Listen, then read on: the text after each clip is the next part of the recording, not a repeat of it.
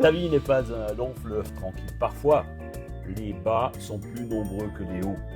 Dans cette vidéo, nous allons vous montrer comment devenir inébranlable. Bienvenue, chers Sparkiens et Sparkiennes. Bonjour à vous, nous sommes heureux de vous retrouver. On vous encourage tout de suite à vous abonner à votre chaîne, si ça n'est pas encore fait, ou activer la petite cloche. Et dites-nous de quelle ville ou de quelle région vous nous suivez. Mettez-nous un pouce. Il peut arriver que le découragement nous accable et tout d'un coup l'abattement tombe sur nous lorsque les difficultés sont là. Parfois, la souffrance, l'oppression sont tellement fortes qu'ils peuvent même se transformer en dépression si nous n'y prenons garde. En tant que chrétiens, nous ne sommes pas à l'abri. Eh non. Et c'est dans les épreuves, finalement, que notre foi est éprouvée et se fortifie. Elle se fait ou se défait. Quand le cyclone frappe, on a le choix. Soit on s'accroche, soit on s'en va. Oui, ce choix est crucial, car il fait de nous des chrétiens victorieux ou des chrétiens continuellement faibles et abattus. Pour tenir le coup, il est vital d'apprendre à devenir fort, inébranlable. Inébranlable se dit de quelqu'un qui ne peut être ébranlé, c'est-à-dire qui demeure ferme, stable et solide, malgré les difficultés, les pressions ou l'adversité. Une personne inébranlable reste constante et résolue dans ses convictions et ses actions, sans se laisser détourner ou affecter par les événements extérieurs. Oui, un peu comme les hommes politiques en ce moment. Parenthèse fermée. On peut parler d'une foi inébranlable comme une foi tellement solide qu'elle ne vacille jamais, quelles que soient les épreuves que nous traversons. La foi, c'est comme un muscle. Elle doit être travaillée régulièrement. Sinon, elle se relâche. Oui. Il peut arriver d'être fatigué, chargé, même dépité. Si vous vous sentez parfois incapable de poursuivre votre route, alors vous devez adopter ces 5 principes qui vous rendront inébranlable. Nous commençons par le premier, qui est se focaliser sur Jésus. Quand on est secoué par une succession de mauvaises nouvelles, sur le moment, on ressent une grande impuissance. Alors, quelle est la meilleure solution? Il nous faut apprendre à refuser que les émotions négatives s'installent. Plutôt que de t'écrouler, crie à Dieu, comme David l'a fait au psaume 121, verset 1er. Il dira, je lève mes yeux vers les montagnes. D'où me viendra le secours? Le secours me vient de l'Éternel qui a fait le ciel et la terre. Rappelle-toi ensuite que l'Éternel a envoyé son émissaire Oui. pour nous sauver.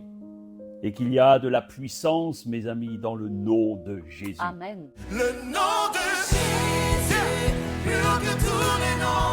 Roi des rois, aucun nom n'est comme le sien.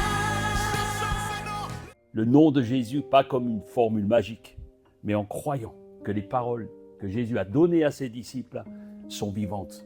Comme dans Jean 14, 13, il a dit « Et tout ce que vous demanderez en mon nom, au nom de Jésus, je le ferai afin que le Père se glorifie dans le Fils. » Pour devenir inébranlable, il faut te focaliser sur Jésus. Se focaliser sur lui, ce n'est pas regarder aux circonstances, même effrayantes, mais se mettre à prier avec instance.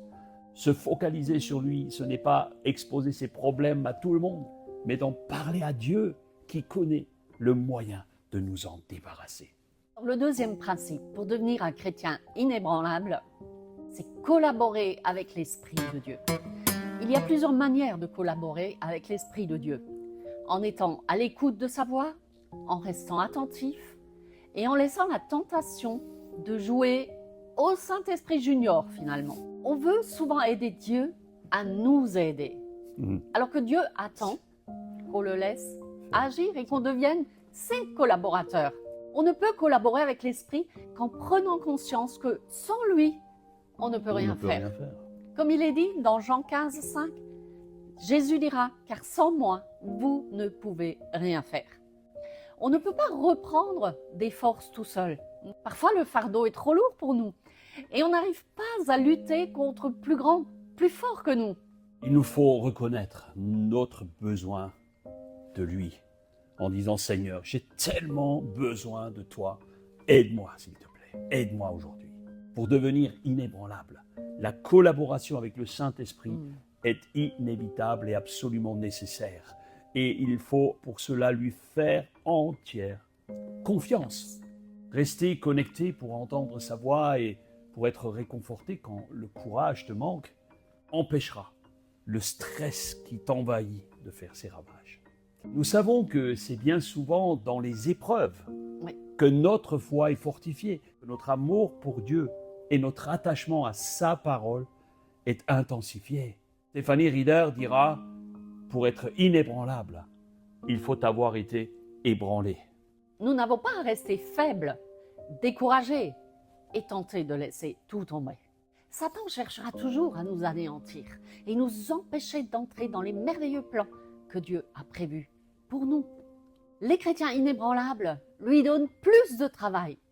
Si le diable veut t'user, toi, tu peux refuser. Si Satan veut t'ébranler, sois celui qui devient inébranlable. Le troisième principe qu'on aimerait vous communiquer, c'est être et rester attaché à l'Église. Certains chrétiens sont parfois blessés par les églises, les chrétiens, les pasteurs. Et c'est dommage. Et je crois que nous devons demander pardon régulièrement si nous avons blessé quelqu'un par nos paroles, nos attitudes ou des attentes que quelqu'un n'aurait pas reçues. L'Église, encore sur terre aujourd'hui, quoi qu'on en pense, n'est pas parvenue à la perfection. Elle le sera lorsque Jésus sera revenu pour l'enlever. L'Église, encore sur terre aujourd'hui, n'est pas parvenue à la perfection. Et elle le sera le jour où elle sera au ciel lorsque Jésus sera revenu pour l'enlever. Oui, oui. Alors on a des excuses, oui, on a des excuses. Trop d'hypocrites, trop d'incompréhension, trop de contraintes. Toutes ces choses qui ont des excuses, on en trouve. Toutes ces raisons, nous les avons entendues, pour lesquelles certaines personnes se sont recluses sur elles-mêmes et elles ne veulent plus être en communion avec le corps de Christ. Nous voulons vous dire que c'est une erreur, car l'Église a été voulue par le Seigneur Jésus, même si elle est imparfaite. Pourquoi? Pour nous aiguiser les uns aux autres, pour nous supporter, comme il est dit dans Éphésiens 1, 4, verset 3, « Efforcez-vous de conserver l'unité de l'esprit par le lien de la paix. » Paul exhorte les chrétiens à faire des efforts pour maintenir l'unité de l'esprit, soulignant l'importance de la paix comme lien qui unit tous ceux qui sont ensemble, tous les croyants, tous ceux qui aiment Jésus. Pour devenir inébranlable, il est essentiel de faire partie d'un corps, d'une équipe.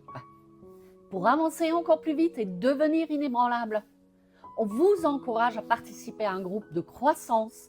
C'est une expérience très enrichissante. Amen. Le quatrième principe, c'est de bien connaître la parole de Dieu. La stratégie du chrétien victorieux repose sur ce verset de Jacques 4, 7. Soumettez-vous donc à Dieu. Résistez au diable et il fuira loin de vous. Se soumettre à Dieu, c'est faire confiance en ses commandements, en sa parole. C'est rester fidèle à ce qu'il dit, en appliquant tout ce qui est écrit. Après tout, c'est Dieu qui le dit, et tout ce qu'il dit s'accomplira. Est-ce que vous voulez toujours devenir inébranlable? Alors il faut appliquer le cinquième principe. Le cinquième principe est de résister au diable. Nous avons ici le point culminant. Pour être inébranlable, c'est devant le diable qu'il faut être inébranlable. Car il va toujours chercher jusqu'au bout à détruire votre foi, à détruire votre vie. Résister, c'est ne pas se laisser faire. C'est dire non, dégage, avec une foi ferme à l'ennemi de nos âmes. L'apôtre Pierre l'a fait dans 1 Pierre 5, 8, où il va dire « Ne vous laissez pas distraire, soyez vigilants, votre adversaire le diable rôde autour de vous comme un lion rugissant qui cherche quelqu'un à dévorer. Résistez-lui en demeurant ferme dans votre foi, car vous savez que vos frères dispersés à travers le monde connaissent les mêmes souffrances. » vous n'êtes pas seul à souffrir. Ne vous laissez pas distraire par les manigances du diable. Il rôde sans arrêt. Soyez vigilants. C'est une vraie discipline dont on parle ici pour devenir inébranlable. En conclusion, la résistance est un apprentissage. Vous ne serez pas inébranlable comme par magie un matin en vous levant. Il y a des habitudes à prendre et d'autres à laisser. Après avoir tout surmonté, dit la Bible, que nous verrons la gloire de Dieu se manifester. Dans 1 Pierre 5,10, il est dit « Le Dieu de toute grâce vous a appelé en Jésus-Christ à sa gloire éternelle. Alors que vous aurez souffert un peu de temps, vous perfectionnera lui-même, vous affermira, vous fortifiera et vous rendra inébranlable. » Waouh! Dieu nous promet de nous rendre inébranlables. Mais ce n'est pas une sinécure. Résistez au diable et il fuira loin de vous. Seigneur, je te loue pour ta patience avec moi, avec nous. Merci, Seigneur, de nous aider à surmonter les épreuves avec zèle, sans nous décourager. Aide-nous à tenir ferme devant les épreuves, à résister devant les attaques du malin, que nous soyons de bons coéquipiers dans notre assemblée, afin que notre foi grandisse et aide à grandir ceux qui sont autour de nous de jour en jour, que nous puissions grandir de gloire en gloire et que nous puissions devenir inébranlables à jamais. Et j'ai prié au nom de Jésus. Amen. Amen. Chers amis, c'était une joie de passer ce temps avec vous, pour vous servir et vous bénir. Nous allons vous retrouver bientôt de façon inébranlable. Prenez surtout soin de vous jusque-là. Prenez soin de votre âme. On vous aime. À très bientôt. À Ciao, très vite. ciao. Ciao.